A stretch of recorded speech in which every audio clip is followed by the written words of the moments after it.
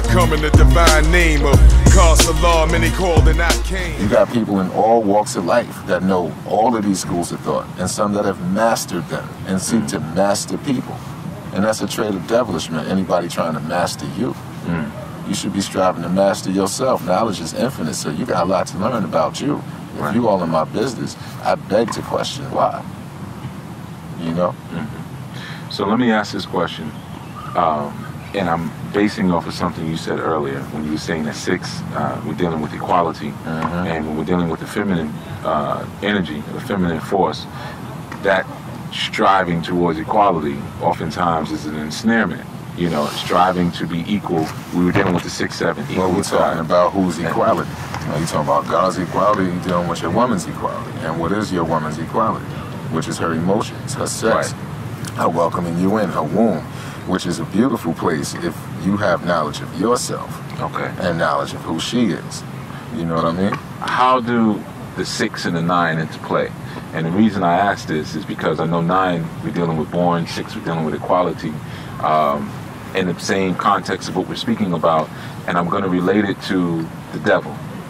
And in this sense, when we look at some of our early depictions of the satyr or the devil or Satan or even Pan, we have this tail. We have this red body, we have this tail, and oftentimes the tail has a point at the end of it, pointing down to the earth, representing the falling of Kundalini energy.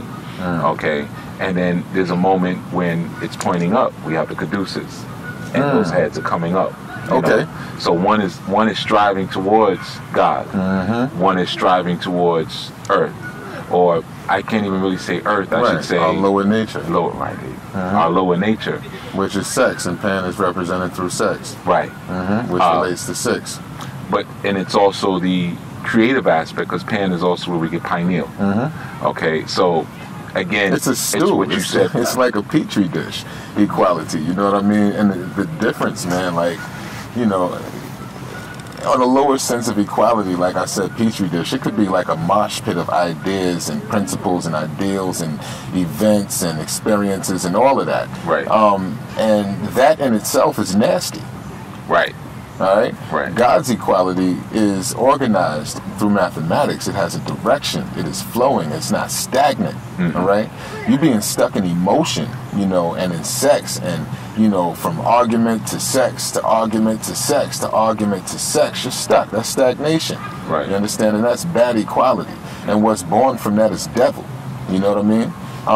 Now, when you're dealing with knowledge, wisdom, and understanding, 1 + 2 + 3 = 6. It borns equality. You know what I mean? And that's how you bring forth good and righteous equality, you know, through the universal order of things, period. So when it's wisdom, knowledge, bring forth understanding, when she's controlling her man and then y'all bring forth a baby as well, it's confusion. And the child's going to grow up and it's going to live that out because it's what the child's going to see. Now, if it's a male child, depending on, you know, how much power the man is allowed to have because his woman's controlling him, then he probably don't have a whole lot to say. He might want his son to be a certain way, but his mother's saying, "Fuck that, he's going to be like this." He might want his daughter to cover herself and this, that, and the third, but she going to say dress for success, and ain't nobody want no, this ain't no nun, and you ain't making no Muslim covering everything. She ain't from Afghanistan, and she's not going to strive to understand what you're talking about, and it's going to be confusion and argument, and you won't have time to raise your babies right and exact. And it's just, it's nothing there. That's chaos. You understand what I'm saying? What would you say to an individual who would say that this understanding or this representation of relationship between man and woman that you're describing is patriarchal? And is that problematic? It's problematic to a man who does not understand himself and his duty. Because I equate manhood to responsibility first and foremost. You understand what I'm saying? And that's responsibility for what? Your woman and your child first. You know, like, I don't need the hottest kicks if my son look like a bum. I don't need a nice leather jacket if my woman is cold. I don't deserve a bed, you know, if they don't have what they need in the home. You understand what I'm saying? And that don't mean I got to make all the money and pay all the bills. Currently, my wife is a principal. I don't make as much money as she does. But that does not stop me from being the man. And that's the difference. I'm still the father of civilization. I still fat he and her with the knowledge and understanding of what they need. You know what I'm saying? I fat them with that. That's my duty.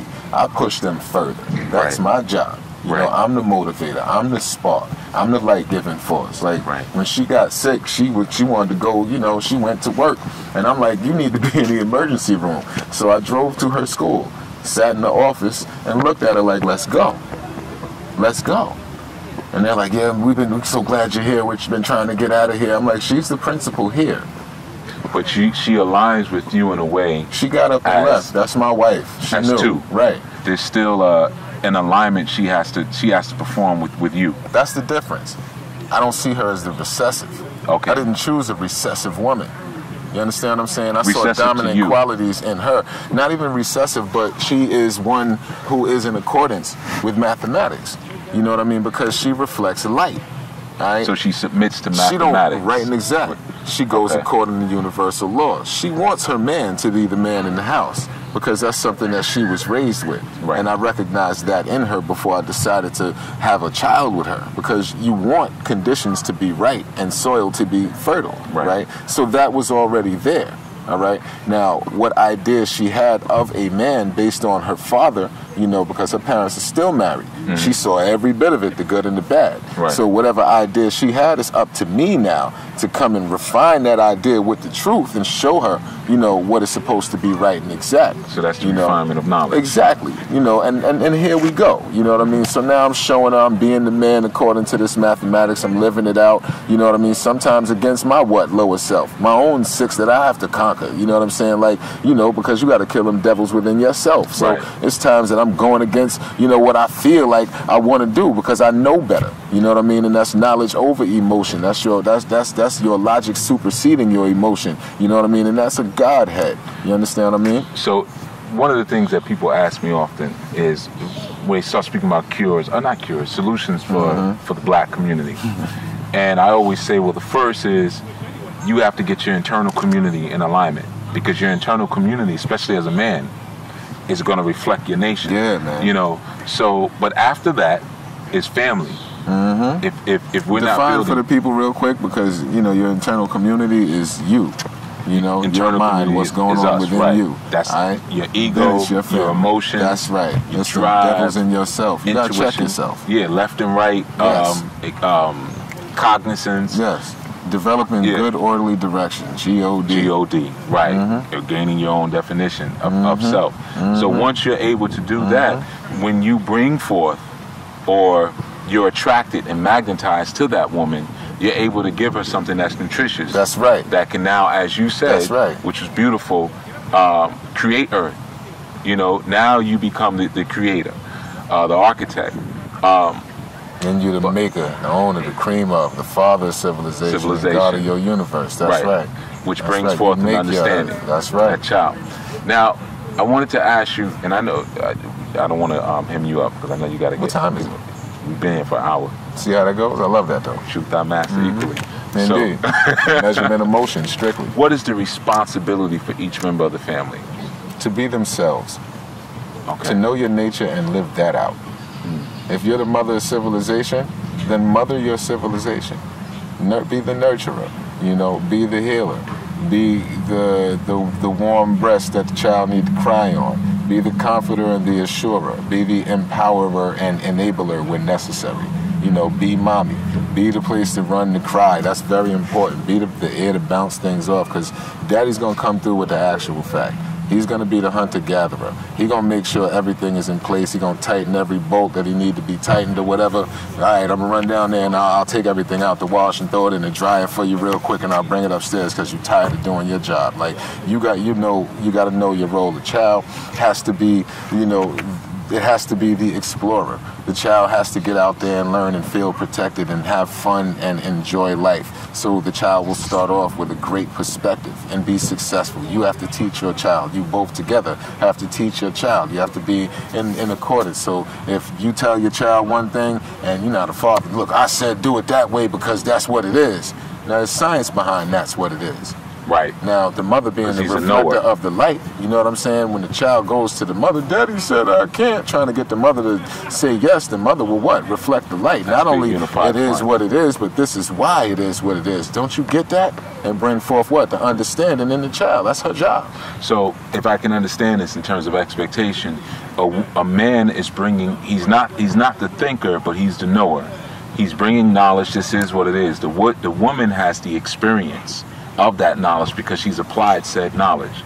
So she's able to say to the child, the man is I don't mean to cut you. No, the man no, is all this is three of you. those things at once. Otherwise, she has nothing to reflect. So you the can't man just is beat it knowledge, out wisdom, because you have to be born into the cipher before you can born anybody else. what is a cipher? The cipher is a 360 degree. The cipher is existence. Okay. We could talk about it being a circle 360 degrees, but a cipher is existence. And within those 360 degrees is 120 degrees of knowledge, 120 degrees of wisdom, 120 degrees of understanding, which is thought, word and action, and then what comes as a result of word and action. All right, Okay. the understanding, the best part of it. And you have to go through those stages, you know, in your own manhood and your growth and development as a man. And Sure. in supreme mathematics, supreme alphabets, 120 lessons, you know, it teaches you that. It teaches you how to deal with that and how to go through that because it's knowledge itself, which makes you look in yourself first, all right? And then you get yourself to a certain point where you know yourself, you mastering your circumference, you making things happen, and you find that you need in your circumference a black woman that's right and exact. And you know the reason she's right and exact is because when you get this black woman, you're not trying to date nobody.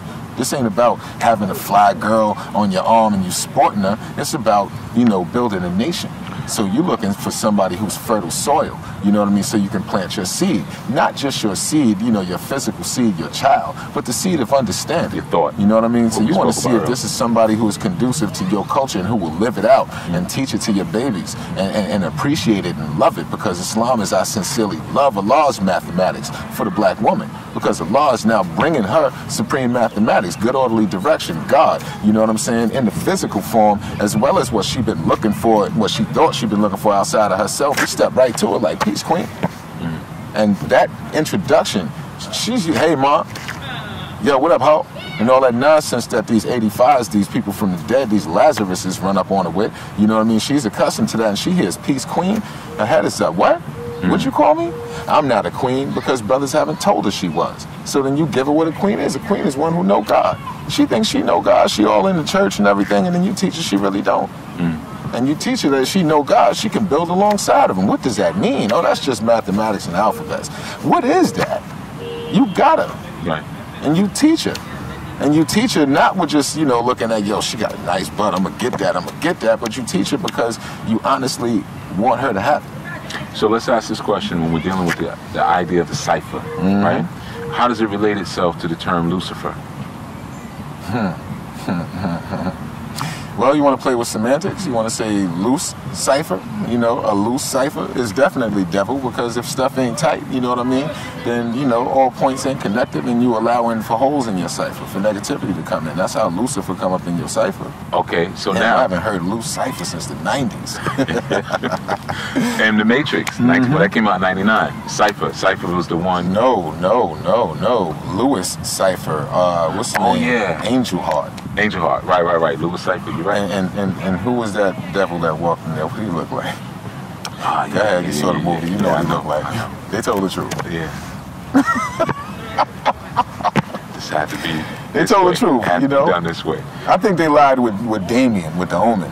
Damien Omen. They lied with Damien because you saw he became the president. Yeah. You know, but the way to really unify the world is to have a black president. You know what I mean? Because then that gives the dark people hope. And he was born through what? The Jackal in the movie, right? Right. I'm not trying to diss his mama, but I'm with you. we can go to the Caucasus Mountains and give accounts of jackals. I'm with you. I know people that's going to look at this going to be like, oh, I hate him for saying that. He's such a racist. I'm not. I'm a historian. Well, the reality is, if you're being presented with a real teacher is going to be an outrage and an offense to your ego. Okay, so if someone's teaching you and you sitting there, amen, and then ashe, and that's right, then your current premise is being strengthened and nothing more. Right. And that's the Teaching devil. should offend your ego, because your ego is your satanic aspect. It's your lower nature. Yes, sir. So yes, it sir. should be offensive. Yes, sir. To that. Yes, sir. But It your should be an spirit exorcism. Peace. You feel like you just ate a great meal, you know, in your spirit. You know how it is when you build, and it's that removal of time, because we're leaving the understanding or the cage of our physicality. So when the place God is 1,000 years to these, to man, and when you review what we covered, you're gonna see millennia, and that's great. In this hour, it's that travel that you so speak about. Much time, yes, right. It's that travel. One of the things that you said, again, asking about the concept and the idea of Lucifer and how it may pertain to cipher. As you said, cipher is existence, cipher is life. But in our Christian mythology, we have this entity known as the serpent, which may not have necessarily been Lucifer, but it's been implied that that may be the case. And if that is the case, Lucifer, even in Masonic understanding, Luciferian understanding, Lucifer was the one who gave the key from the prison. And I'm just going to ask something covering it. When we're dealing with this Garden of Eden mythology and the fact that Adam, Atum, and Eve were essentially robots to this God, okay? This God, okay? Not necessarily the God or right God, but a God, okay? And Lucifer came and said, no, listen, if you eat of the tree of the fruit of knowledge, which actually was represented Dach, from the Kabbalah tree of life. So that was that unknown Sephiroth, the dark Sephiroth, the 11, okay, going through the gateway of the 11. He said, if you eat of this fruit, you will know. You will be as God, because you will know upper from lower, good from evil, male from female even. And of course, they went through that. The same thing that Darth Vader did when Anakin Skywalker went to the dark side. I got to go to the dark side in order to understand the light. So my question in terms of cipher and Lucifer, when we establish and we create our ciphers, is darkness present within our cipher, or is darkness always an external force trying to enter the light of the cipher? In that context, we're dealing with negativity as darkness, Okay. And I see it differently. Okay. Adam and Eve in the garden, let us make a man. It tells you also in Genesis that Adam and Eve were made to till the garden. The garden they describe, is very much similar to around the area around Iraq, But it's let us make a man. Right. I know God made a man and gave that man dominion over the planet. And I'm seeing with what he's doing, what he's doing with his dominion right now. I don't see Adam and Eve as depicted in Genesis as the beginnings of the original people at all. No. That's the Caucasian story. Right. And, whoever it was that came and hipped them, to the science of everything in life, didn't give them all the keys necessary on purpose. Now, that could be that beginning. I see it personally as a parable to Musa civilizing the devil, in the Caucasus Mountains, and the 158 original Jews he brought back with them.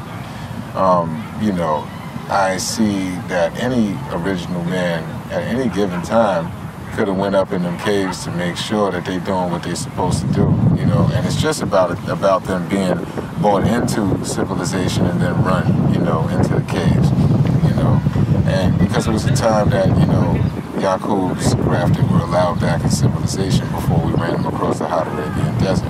All right, so when they were allowed back into civilization is when they were being taught by various gods, because we know the original Adam is Atom, A-T-O-M, Allah, the original man, and that's the original spark of life, that erupted, what they call the Big Bang, erupted through the darkness, trillions of years ago. Triple stage. All right, indeed. Which happens when you also free a person, from being blind, deaf, and dumb, from being slaves of mental death and power. So what I see in the Garden of Eden is times, trials, and tribulations, you know, where they were allowed back into the root of civilization. And it also talks about, and they took it out of the Bible, you know, Adam and Eve's time in the caves. You know, they took it out of the King James Bible after they, you know, got knowledge of the tree of life and started causing trouble, you know what I mean, when they were run. The Bible spoke of that area, and it described it, you know, briefly before they took the rest of the books out, you know, rocky, unfertile soil, all that above it. That's caves, you know, the hillsides, you know, and they were subjected to all the different animals and things like that, you know. What brought a lot of the animals to them, they running out there, they was killing little animals and eating them and things, and they leaving bones and stuff outside their caves. You know, animals would come and attack them because of all the blood and stuff, and the only ones there that defended them was the jackal at the time. They called the dog the jackal, you know. And yeah, they were uncivilized, and a whole lot of different things, you know, occurred during there, and that's a different conversation, you know. But it all relates to what we're talking about. Those were those people spoken about in Genesis, not us. You know, the gods that made them were us. And, you know, proof is put in let us make a man. You know, it's right there. And the God, who's the God that made that man? We dealing with Yaqub, you know what I mean? In the Bible, it talks about him. Jacob, you know, stole his brother's birthright. He saw his birthright. You know, it talks about his graftation, talking about, you know, the sheep, you know, with the spots and all that, and what he did with the flock. You know, it's very symbolic to Yaqub when he was 6 years old playing with 2 pieces of steel, you know. It's all right there. It's all metaphor. It's all parable. You know what I mean? It's up to the, you know, in today's language, the user. You know what I mean? It's up to the reader, you know, to do his research and find it. It's all right there. It's all documented. You know what I mean? You still are not allowed access to Patmos. Why is that? You know what I mean? That in itself should make you question if you don't believe in Yaqub, you know, this big head scientist. If you understand that big head, when you call a lot of people big head, it's because they're smart. Which means that man was highly intelligent and he had an idea to do something different. Imhotep was depicted the same way. Exactly. And this is where we get our first, Aleister Crowley had drawn a picture of him, Imhotep, and this is where we get our first depiction of quote-unquote aliens. But the alien is just us because Ali means exalted, An means those from heaven. So it was always understood that our origination didn't come from lower order. It came from something from the crown. So we were called aliens. But I want to ask a quick question in closing. And there was a movie that came out some years ago by the name of The Avatar, right?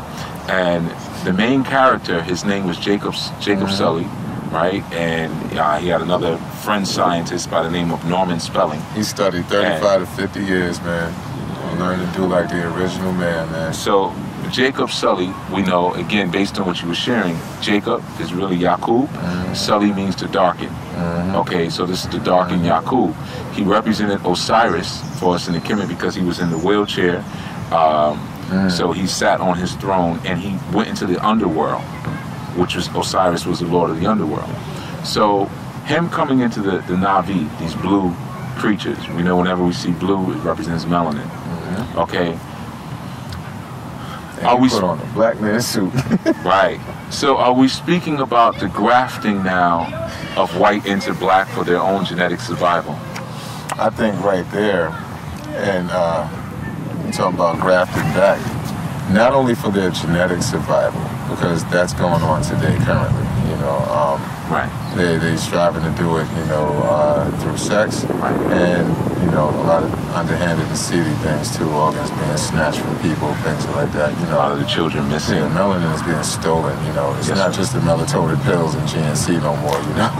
Well, they used to say they were getting it from fruit. That's how they got the melanin. But all these children are missing left and right. You know, that speaks to grafting them back, you know, and we taught, you know, a long time ago, we decided to take too long to graft them back, you know, so we take them off the planet, and we take them off our woman's mind, you know. I'm not trying to bring them back into my home, you know. I can't do that. That's something you also have to be very concerned about, because it depends on who the father is, you know. I'm not advocating us going and taking, you know, a culture seed when we have, you know, our own women, and, you know, we have them from ebony to amber, any flavor you want them, brother. So stick with your woman. In times of dire need, you know, say there were not many black women on the planet, you could reproduce yourself through their women, you know what I mean? but allowing them to father children through your woman puts his mind at the head of the equation. And yes, he's adding some melanin in his equation, but he's not grafting himself back. That would only take place through the women. Through the man, what he's doing is fortifying his position here, you know, and mastering you, you know, and that's the difference, you know, which is why, you know, the earth is Allah's most precious jewel, because within the earth are all the jewels and all the resources of the universe that can be freely flown throughout the black family as long as we manifest ourselves through her, you know, and allow only us to manifest through her, because when somebody else, you know, when the devil settle on the best part of the planet, you get the worst, you know, things happening. Look in Sierra Leone, look at the so-called Middle East and all the oil. Look at what Obama's doing right now in Nigeria. Nigeria has so many different resources that they're going in there after. You're not going to take no 250-some barrels back. You know, with Clinton in office, they killed 800,000 a day for 100 days in Rwanda. Clinton didn't do nothing about that. He didn't even officially declare a genocide until afterwards, so he didn't have to get involved. They don't care about Africa's little girls. They care about Nigeria's resources. That's what they're over there for. Nigeria has oil. Nigeria has a lot of other stuff. Gold. They're going after that. Gold, oil, diamonds. Got it. So, in closing, I just wanted you to share any information you would like in terms of finding you, in terms of your work, living mathematics, any tour dates, anything you would like to share, how to contact you, because I certainly know I encourage my students to reach out to people who I have on the show. Yes, please. It's not a monopoly on information, and as I always say, go get something and bring it back to me. Right, you know, exactly. enhance where I'm at. Exactly. I ain't nothing but your brother, so you know, you gotta reach out to me. That's easy. 646-287-3476. Kas, K-A-S, all day at gmail.com. And Sandy's House, ENT.com is my website. www.sandyshouseent.com is my website. You know, what is it? Kasim Allah 7 on Instagram. I got a Twitter is Kasim Allah. Facebook is Kasim Allah. I'm very user friendly. Get at me. You know, I love to build. It's also my duty. So, you know, I'll do my job and we have some fun doing it. All right, Shay. All right, indeed. Give thanks, my Peace. brother. Thank you for having me. Yeah. That was a pleasure. All right. Yeah, that was beautiful. Let me go check out the track stuff. All right, there you go. Oh man, thank you so much, brother.